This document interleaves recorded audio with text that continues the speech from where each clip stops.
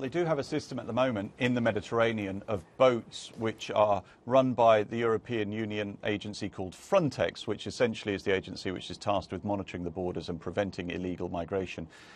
Those boats, if the European Commission gets its way, and that involves countries in Europe spending more money to provide the resources, those boats would be multiplied in number and spread much more widely geographically across the whole of the Mediterranean, in the words of the European Commission, from Cyprus to Spain, in an effort to try and pick up boats in trouble.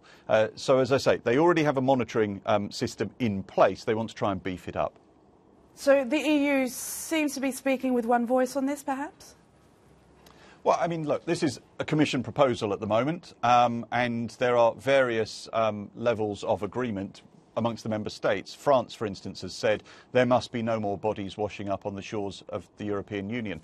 But it's not just about patrolling. I mean, one other thing which is not being spoken about today that the European Union has been doing is trying to prevent migrants coming to Europe in the first place. I think we all have to assume that it's going to continue to happen, especially with the instability that's happening in the Middle East and in parts of North Africa at the moment. There have been far more migrants coming over, certainly this year and back in 2011 when some of the other uprisings were taking place.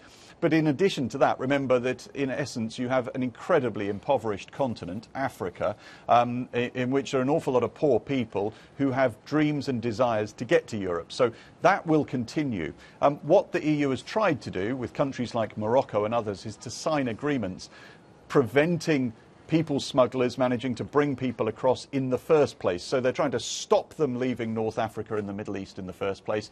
In second part, they're trying to monitor their progress and to send them back more often if possible. And thirdly, then they're going to try and put more boats into the Mediterranean to try and make sure that those who do get into trouble don't suffer the terrible consequences of the migrants last week.